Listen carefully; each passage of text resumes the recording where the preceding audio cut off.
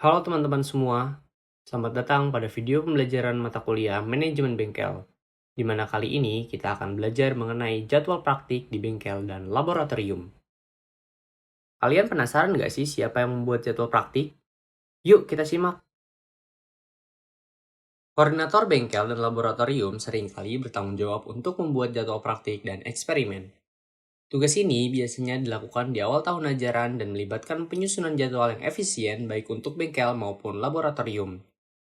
Meskipun tugas ini idealnya menjadi tanggung jawab ketua jurusan atau program studi, namun dalam praktiknya seringkali didelegasikan kepada koordinator. Jadwal yang telah dibuat perlu disimpan untuk referensi di tahun-tahun berikutnya, namun tetap perlu disesuaikan jika ada perubahan seperti penambahan jumlah mahasiswa. Lalu, koordinator bengkel dan laboratorium itu membuat jadwal untuk apa ya?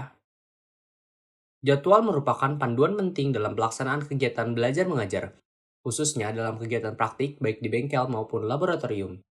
Jadwal yang terstruktur dan jelas akan memberikan berbagai manfaat.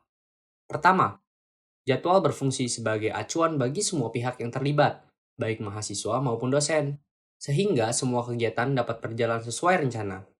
Kedua, dengan adanya jadwal yang dipahami oleh semua pihak, mahasiswa dapat dengan mudah merencanakan waktu untuk melakukan praktik, sementara dosen dapat hadir tepat waktu untuk memberikan bimbingan.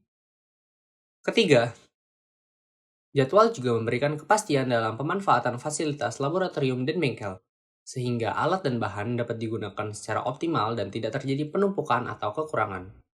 Nah, dari tujuan tersebut artinya kita perlu merencanakan jadwal praktik yang baik. Penasaran nggak sih gimana cara merencanakan jadwal praktik yang baik? Yuk kita simak. Perencanaan jadwal praktik yang efektif memerlukan pertimbangan terhadap beberapa faktor kunci. Pertama, jumlah dan kapasitas ruang praktik akan menentukan berapa banyak kelompok yang dapat melakukan praktik secara simultan. Kedua, jumlah praktikan dan dosen akan mempengaruhi pembagian kelompok dan alokasi waktu untuk masing-masing kelompok. Ketiga, waktu praktik yang tersedia serta durasi setiap sesi praktik perlu disesuaikan dengan kurikulum dan ketersediaan fasilitas.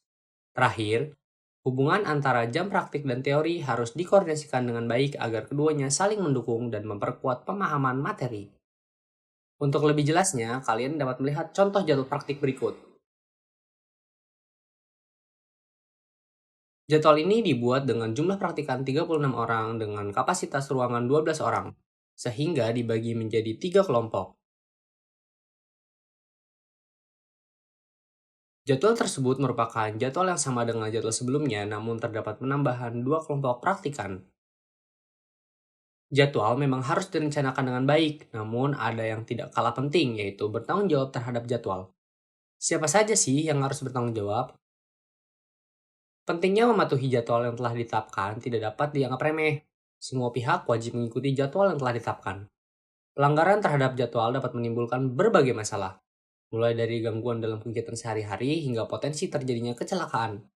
Misalnya, jika dosen tidak mengikuti jadwal mengajar, dapat mengganggu kelancaran perkuliahan dan merugikan mahasiswa. Kasus yang lebih serius seperti pelanggaran jadwal kereta api dapat berakibat fatal. Selain itu, pelanggaran jadwal dalam kegiatan pelatihan seringkali didasari oleh alasan yang kurang jelas dan dapat mengakibatkan pemborosan anggaran. Oleh karena itu, disiplin dalam mengikuti jadwal sangat penting untuk menjaga ketertiban dan efisiensi dalam berbagai aktivitas. Itulah pembelajaran kita kali ini mengenai manajemen jadwal praktik di bengkel dan laboratorium. Sampai jumpa di video pembelajaran berikutnya.